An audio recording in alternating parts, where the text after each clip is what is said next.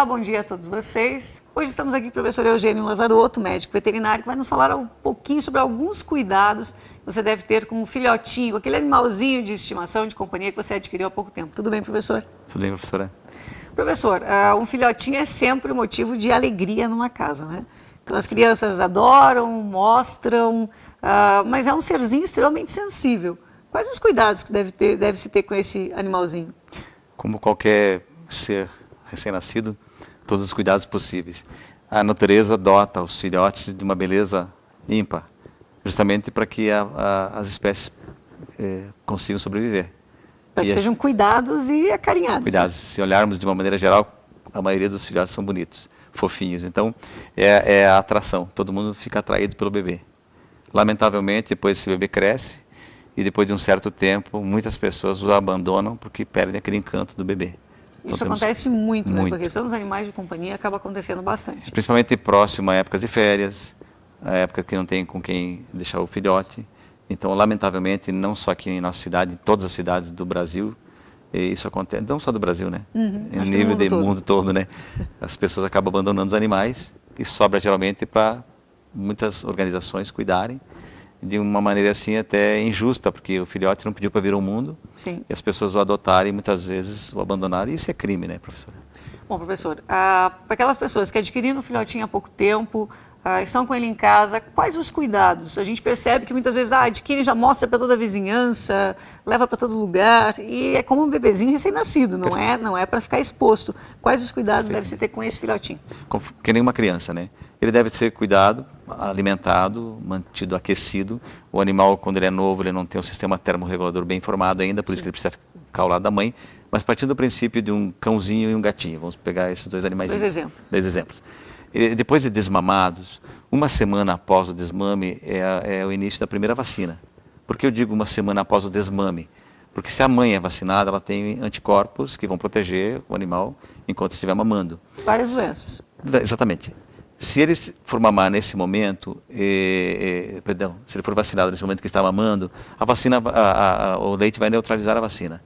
Então a vacina não vai funcionar. Então deve-se, de maneira geral, esperar uma semana após o desmame para dar a primeira vacina. E não esquecendo que esta vacina vai começar a atuar 14 dias após. Então, dois cuidados. Primeiro, enquanto está mamando, nada de vacinação.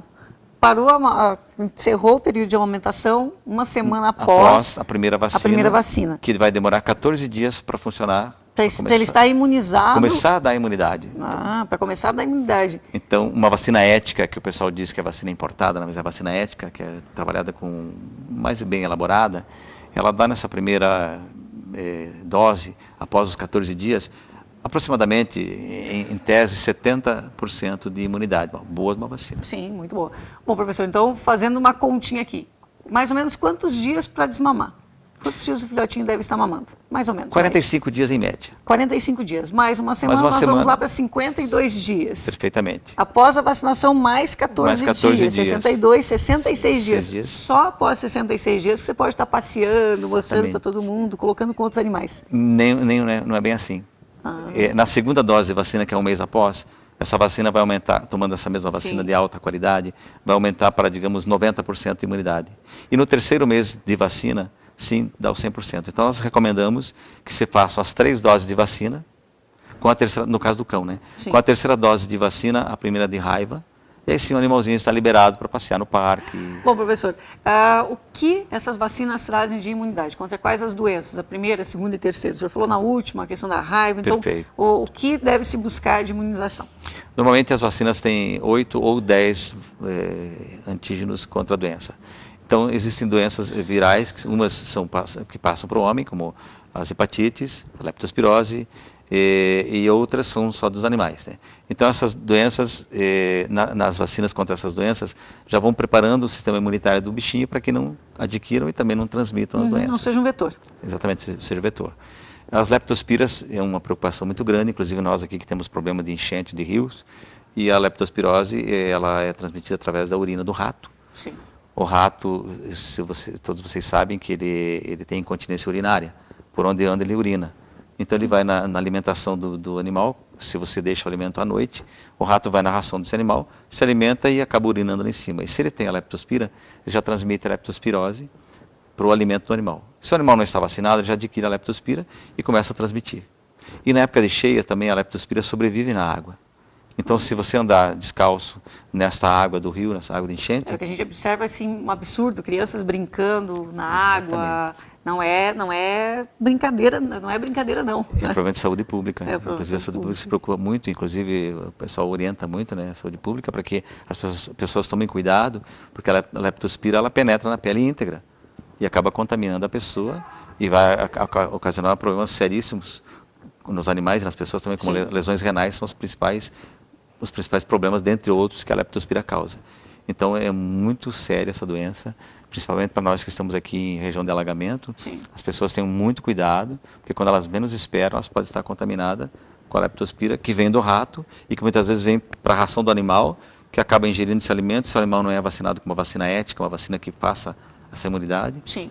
Então é muito controverso, inclusive na vacina Dectopla existem 3 cepas de leptospiras, porque tem muitas leptospiras que são importadas e que não tem o sorotipo aqui no Brasil. Ah, sim. Na verdade ela imuniza, mas não para... Não de todas as leptospiras. Então esse é o cuidado. Então eu até aconselho na clínica onde eu trabalho em Curitiba e aqui não, porque o hospital veterinário não vende vacina, né, mas que usem vacinas de boa qualidade, de preferência de amplo espectro na questão da leptospira, que pegue a Dectopla, que aí ela imuniza a maior parte possível. Até é bom lembrar isso que o professor Eugênio comentou. Aqui no Hospital Veterinário é feito o atendimento, o aconselhamento, a recomendação, mas não há comercialização de nenhum tipo de medicamento e nem vacinas também.